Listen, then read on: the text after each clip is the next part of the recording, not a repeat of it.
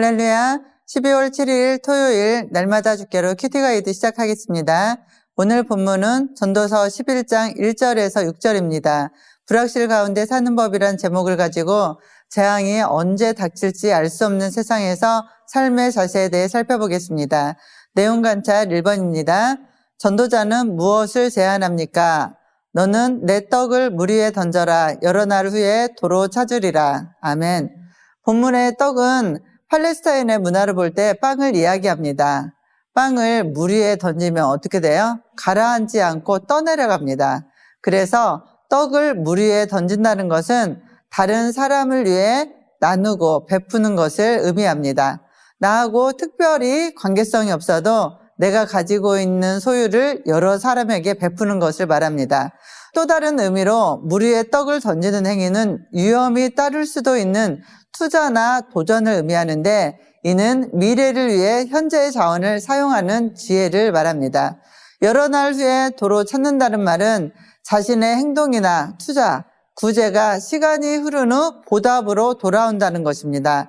나눔과 선행의 결과는 인간의 계산으로 예측할 수 없습니다. 하나님의 뜻에 따라 적절한 때에 보상이 있는 것이죠. 갈라디아서 6장 9절은 우리가 선을 행하되 낙심하지 말지니 피곤하지 아니하면 때가 이름에 거두리라는 심고 거둠의 법칙이 적용되는 것입니다. 내용 관찰 2번입니다. 전도자는 무엇을 알 수 없다고 말합니까? 바람의 길이 어떠함과 아이 벤자의 태에서 뼈가 어떻게 자라는지를 내가 알지 못함 같이 만사를 성취하시는 하나님의 일을 내가 알지 못하느니라. 아멘. 전도자는 인간의 한계와 하나님의 섭리를 강조하며 인간이 알 수 없는 두 가지를 언급합니다. 바로 자연의 신비와 생명의 신비를 알 수 없다는 것입니다. 바람의 길이 어떠함은 자연현상, 특히 바람의 움직임처럼 복잡하고 미묘한 자연의 법칙을 인간이 완전히 이해할 수 없음을 나타냅니다. 히브리어 성경에서 바람은 르아흐로 하나님의 영 혹은 하나님의 주권적 활동을 상징합니다. 이는 자연 세계가 단순한 우연이 아니라 하나님의 의도와 계획 속에서 움직이고 있음을 암시합니다. 또 인간은 태아가 어머니의 태중에서 형성되고 성장하는 과정을 정확히 이해하거나 통제할 수 없습니다. 결론적으로 전도자는 본문 말씀을 통해 인간의 지혜로는 모든 것을 알 수 없기에 겸손하게 하나님의 주권을 인정하고 불확실한 상황에서 믿음을 가지고 살라고 권면합니다. 내용 관찰 3번입니다. 전도자는 아침에 무엇을 뿌리라고 합니까? 너는 아침에 씨를 뿌리고 저녁에도 손을 놓지 말라. 이것이 잘 될는지 저것이 잘 될는지 혹 둘이 다 잘 될는지 알지 못함이니라.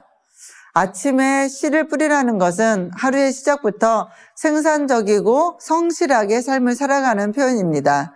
씨를 뿌리는 것은 농부가 미래의 수확을 기대하며 현재의 노력을 기울이는 행위입니다. 노력을 하는데 아침뿐 아니라 저녁 때까지 일회성의 행동이 아니라 꾸준하게 지속적으로 노력하라는 것입니다. 그러면 어떤 것이 잘 될지 모른다는 것입니다. 그렇다면 씨는 무엇일까요? 이 씨는 전도도 되고 물질도 되고 학생이면 공부도 그렇고요. 모든 것이 다 해당됩니다. 그러므로 아침부터 저녁까지 부지런히 씨를 뿌리고 결과는 하나님께 맡기면 됩니다. 이것이 미래의 결실을 알 수 없는 상황에서도 두려움 없이 하나님의 섭리를 신뢰하고 기도와 믿음으로 모든 것을 하나님께 맡기는 태도입니다. 연구와 묵상 4번입니다. 어려운 상황에서 할 수 있는 최선은 무엇인지 묵상해 봅시다.